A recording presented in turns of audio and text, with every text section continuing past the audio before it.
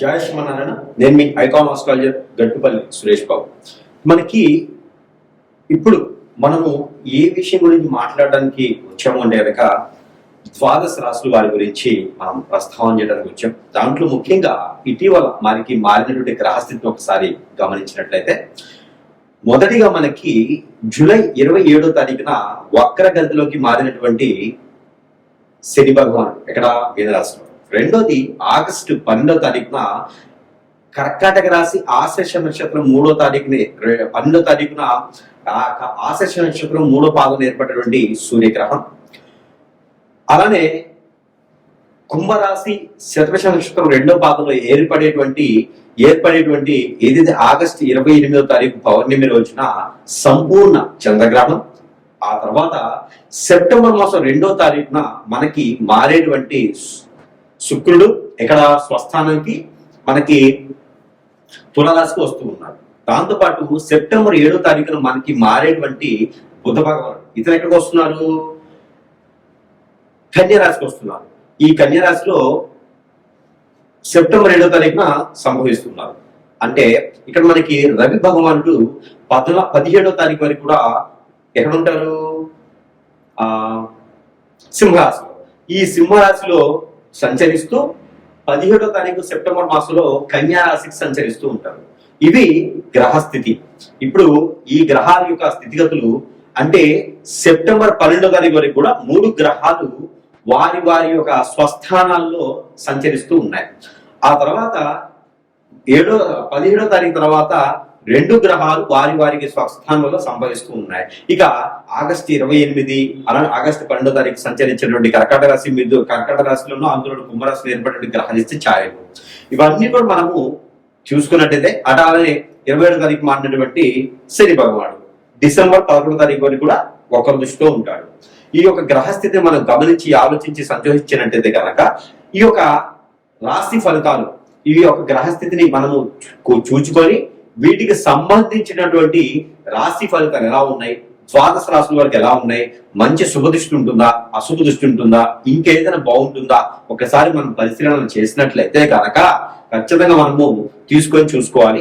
అలానే కొంతమంది కొన్ని రాశుల వారికి శుభాశుభ ఫలితాలు ఉన్నాయి, కొన్ని రాశుల వరకు అయితే శుభ ఫలితాలు మాత్రమే ఉన్నాయి, కొన్ని రాశుల వరకు అయితే కనుక అశుభ ఫలితాలు కనపడతా ఉన్నాయి. కాబట్టి మరి ఈ సెప్టెంబర్ మాసం నుంచి కూడా డిసెంబర్ మాసం వరకు మనం ఆలోచించినట్టయితే కనుక మరి యొక్క గ్రహస్థితి ఇలా ఉండగా మరి ఈ యొక్క గ్రహాల యొక్క స్థితిగతుల ప్రకారంగా మరి జాతకంలో దశలు అంతర్దశలు గోచారం వీటితో పాటు ఇంకేమైనా దోషాలు ఉన్నాయా? కాలసర్ప దోషం, నాగదోషం, కుజదోషం ఉందా, లేదా నరదోషం అంటే నరదిష్టి నరఘోష ఉందా, పితృదోషాలు ఉన్నాయా, ఇంకేమైనా దోషాలు ఉన్న వల్ల మనం ఎదగలేకపోతున్నావా, లేకపోతే అసలు ఏంటి మన జాతకాలు ఎలా ఉంటున్నాయి, మారబోతున్నాయా, మరి ఇంకేదైనా విపత్తులకి లేదా ఇంకొకరి చేతులు బలైపోతున్నాయా, లేదా చాలా జాగ్రత్తగా ఉండాల్సి వస్తుందా, లేదా గండాలు ఏమైనా ఉన్నాయా, లేదంటే జీవితంలో ఏం చేస్తే మనం బాగుపడతాం, ఎలాంటి చేస్తే మనము నేతృత్వంలో బాగుంటాం, ఎలాంటి రంగాల్లో మనం రాణిస్తాం అనేకటిని మనం గమనించినట్టయితే కనుక ఒక్కసారి మనం పరిశీలన చేసుకుందాము.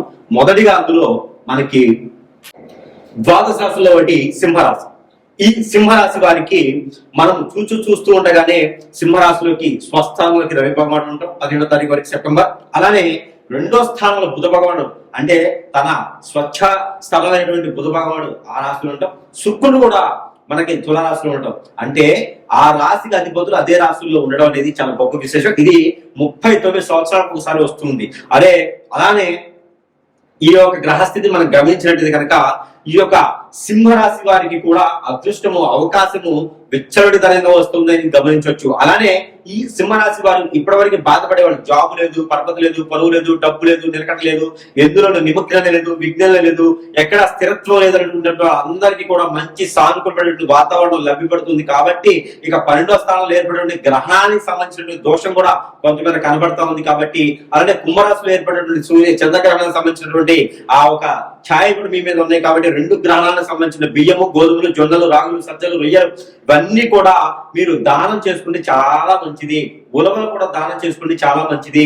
వీటితో పాటు ఈ గ్రహణానికి సంబంధించిన దానం చేసుకుంటూనే గ్రహాల యొక్క స్థితిగతులు అన్ని బాగున్నాయి. కాబట్టి పచ్చపెసలు అలానే కాజు, క్యాష్నట్ అంటారు కదా, జీడిపప్పు, అవి కూడా ఒక 1 కిలో తీసుకుని దానం చేయండి.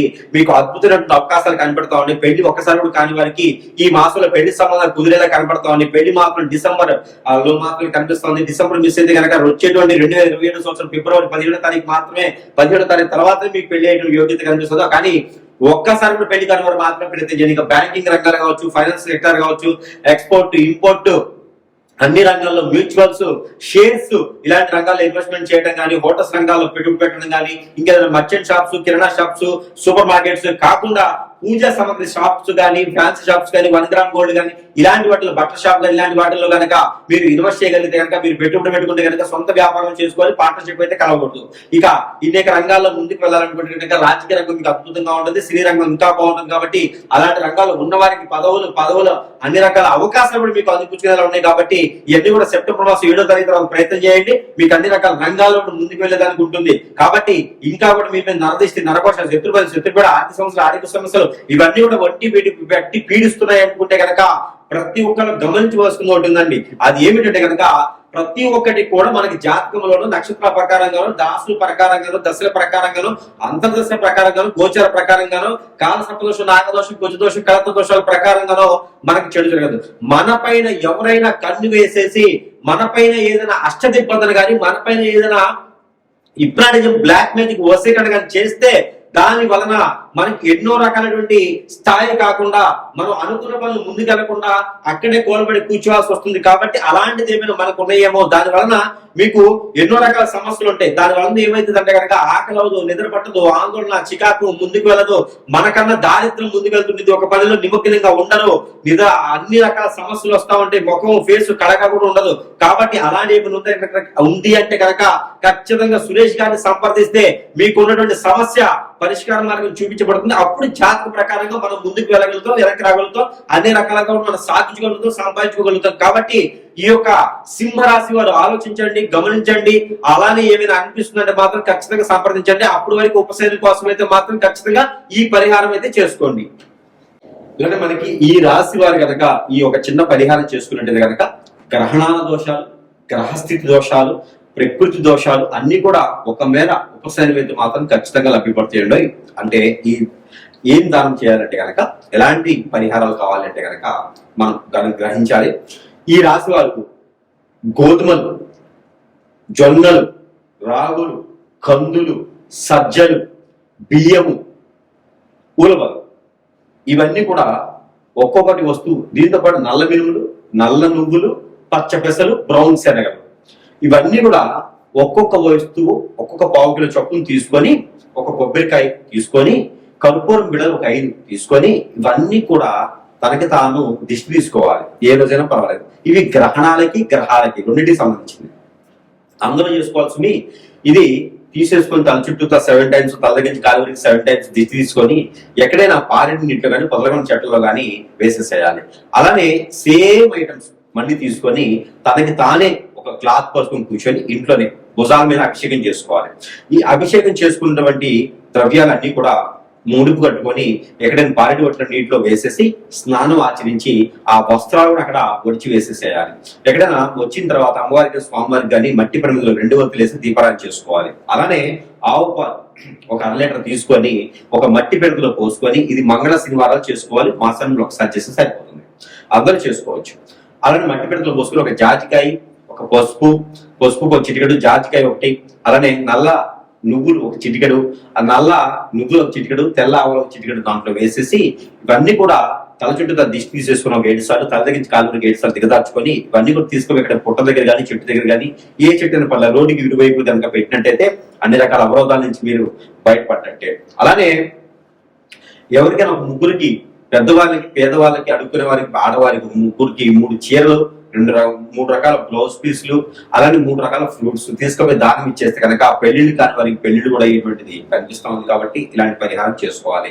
అలానే మీ అందరూ కూడా ఎక్కడైనా మీరు స్నానం చేసే నీటిలో పసుపు గాని, లవంగాలు గాని, ఇంగువ గాని, అలానే స్నానం చేసే నీటిలో ఉప్పు గాని, అలానే నల్ల నువ్వులు గాని, నల్ల మినుములు గాని, మిరియాలు గాని, లేకపోతే దాల్చిన చెక్క, లవంగాలు, ఇలాచి, ఇలాంటి ఏదైనా ఒక వస్తువు, చిన్న బయట వస్తువు తీసుకొని స్నానం చేసి నీటిలో వేసుకొని స్నానం చేస్తే మీకు నరదిష్టి, నరఘోష కూడా ఖచ్చితంగా పటాపంచు వేయడానికి ఎక్కువ అవకాశాలు కనపడతా ఉన్నాయి. కాబట్టి ఈ రాశి వారి దగ్గర ఖచ్చితంగా మరొక విషయం ఏంటంటే కనుక మీరు అందరూ కూడా ఏం చేయాలంటే సమీప దూరంలో ఎక్కడ సుబ్రహ్మణ్య స్వామి గుడి ఉంటే కనుక ఆ సుబ్రహ్మణ్య స్వామి దగ్గర 41 రోజులు లేదా 21 రోజులు లేదా 11 రోజులైనా సరే ఆ వారి పాదాల చెంతన కళ్ళు కొంచెం వేసిరండి. లేదంటే కనుక నాగపడిగలు ఉంటాయి, ఎక్కడైనా సరే మానస అమ్మవారి నాగపడిగలు ఉంటాయి, అలానే కుమారస్వామి ఐక్షం అంటారు. అక్కడ మీకు సమీప దూరంలో ఎక్కడైతే ఎవరైతే అందుబాటులో ఉన్నారో వారి దగ్గర అయితే కనుక మినిమం 11 రోజులు కళ్ళుప్పు తీసుకుపోయి కొంచెం వారి పాదాల చెంతన పెట్టేసేయండి.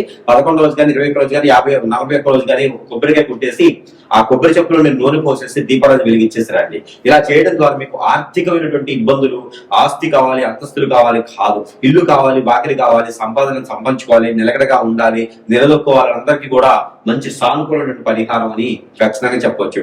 మరొకటి, ఇలాంటి పరిహారాలు చేయడం ద్వారా అందరికీ కూడా మంచి శుభదాయకమైనటువంటి సానుకూలమైనటువంటి గ్రహాల యొక్క స్థితిగతులన్నీ కూడా మన వైపు వచ్చేందుకు ఉంటాయి. కాబట్టి ఇలాంటి చిన్న చిన్న పరిహారాలతో మనం ఖచ్చితంగా ఉపశమనం పొందొచ్చు. లేదు కాదు కూడదంటారా, మనకి ఇంకా మించినటువంటి పరిహారాలు, అలానే జాతకరీత్యా కాకుండా గోచారీత్యా కాకుండా ఏదో మనం ఇబ్బంది పడుతున్నాం అనుకుంటే మాత్రం ఖచ్చితంగా సురేష్ గారిని సంప్రదించండి.